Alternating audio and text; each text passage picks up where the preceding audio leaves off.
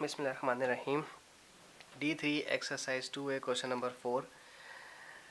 Function दिया हुआ है gx का mx प्लस सी, g1 दिया हुआ है 5, g5 दिया हुआ है -4, m की वैल्यू मालूम करनी है, c की वैल्यू मालूम करनी है, g3 मालूम करना है और g -4 मालूम करना है। थोड़ा सा बड़ा क्वेश्चन है तो लिहाजा प्लीज़ बी अटेंटिव। सबसे पहले गिवन फंक्शन है gx is equal to mx plus C, हम वही लिख लेते हैं जो गिवन है हमारे पास।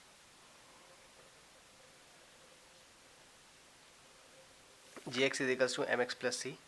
अब सबसे पहले g1 जो हमारे पास दिया हुआ है, g1 इज इक्वल टू 5, तो सबसे पहले मैं x की जगह g1 को ले लेता हूँ। g1 m x की जगह 1 लिया जाएगा प्लस c ऐसे ले लिया जाएगा। x की जगह 1 रखा तो यहाँ पर भी 1 रखना पड़ा, ये m 1 सा तो m हो जाएगा, तो ये m प्लस सी हो जाएगा, m plus C as it is आ गया। लेकिन g1 का आंसर दिया हुआ है क्वेश्चन में वो है 5। g1 का आंसर क्या दिया हुआ है 5, तो हम g1 की जगह यहाँ पर हम 5 रखेंगे। ठीक है जी, तो m प्लस सी आ गया आपके पास 5। इस c को यहाँ भेजें, ये हो जाएगा माइनस का 5 के साथ, 5 minus c is equal to m।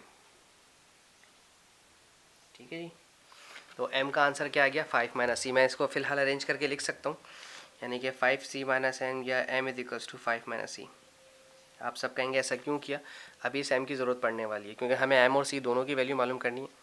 अगर किसी तरह से c मिल जाएगा तो c की वैल्यू यहाँ रखी जाएगी और 5 के साथ माइनस करवाएंगे, m आ जाएगा।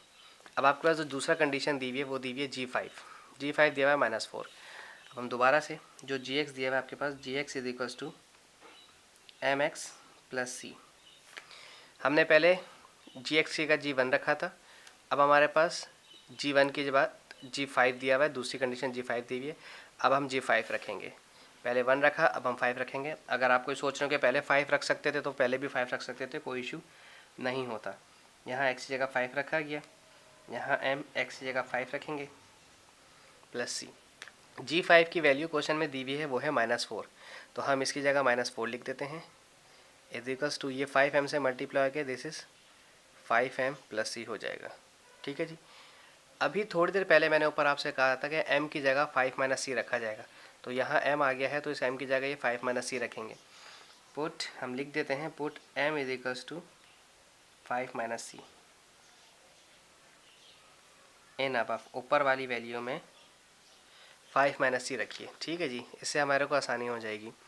तो -4 इज इक्वल्स टू 5, m की जगह लिखूँगा 5 माइनस सी और plus C as it is आ जाएगा। ठीक है जी, अब ब्रैकेट खोलते हैं। यहाँ अगर किसी बच्चे ने इस 5 को सी से मल्टीप्लाई नहीं करवाया तो सवाल गलत हो जाएगा। यहाँ ब्रैकेट से पहले 5 लिखा हुआ है तो ये 5 इसका भी और ये 5 इसका भी है। मेक श्योर 5 5 ज़ा 25 और -5 को सी से मल्टीप्लाई किया तो दिस इज़ 5c प्लस 4। ठीक है जी, -4 is equals to 25 remain as it is. ठीक है जी, ये -5c और ये मैंने 4 क्यों लिख दिया, दिस इज़ c।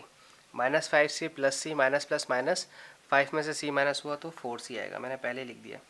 माइनस का 4c आएगा, ये माइनस का 4 वहाँ भेजें और इस माइनस के 4 को यहाँ भेजें, ये दोनों पॉजिटिव हो जाएंगे। 4c यहाँ आके पॉजिटिव हो जाएगा और 25 ये 4 यहाँ आके प्लस हो जाएगा। 25 प्लस 4 29 और ये c 4 से मल्टीप्लाई कर रहा है, ये यहाँ पर आकर डिवाइड करेगा। दिस इज c का आंसर आ गया 29/4। अब हमारे पास जो m की जो वैल्यू आई थी वो आई थी m is equals to 5 minus C. ठीक है जी, c का अब आंसर आ गया आपके पास। जैसे मैंने आपसे कहा था कि पहले वैल्यू निकालेंगे हम, m की मदद से c निकाला, अब c की मदद से m निकालेंगे। m का आंसर था m is equals to 5 minus C. ठीक है जी, यही था। अब 5 c की जगह रखा जाएगा 29/4। अगर इनका एलसीएम लिया जाएगा तो एलसीएम तो डिनोमिनेटर में 4 ही आएगा, लेकिन 4 5 ज़ा 20 और 20 में से 29 माइनस करेंगे तो दिस विल बी -9। तो m का आंसर आ गया -9/4। c का भी आंसर आ गया 29/4 और m का आंसर आ गया -9/4। दोनों आंसर आ गए, तो अब हम यहाँ लिख देते हैं m के आंसर में, m का आंसर आया है -9/4 और c का आंसर आया आपके पास 29/4। अब है रिक्वायरमेंट g3 और g-4 की। अब हम g3 के लिए हम सवाल सॉल्व करेंगे, यहीं कर लेते हैं। gx is equals to mx plus C.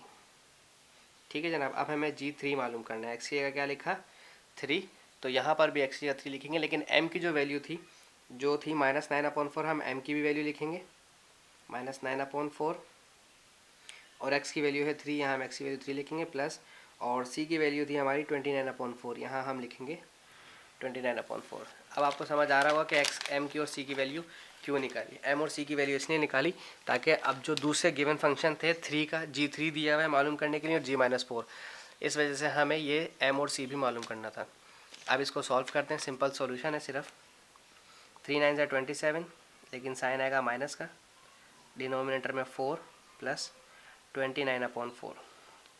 LCM लेने की ज़रूरत नहीं है क्योंकि दोनों के डिनोमिनेटर 4 है, -27 और प्लस का 29, दिस इज़ 2, सिर्फ पॉजिटिव का 2 बचेगा, 2 4 से कैंसिल हो जाएगा, 2 1 ज़ा 2, 2 2 ज़ा 4, तो आपका आंसर 1/2। g3 का आंसर आपके पास 1/2 आ गया। अच्छा जी, अब हमने निकालना है g-4, gx, दोबारा से gx is equals to mx plus c।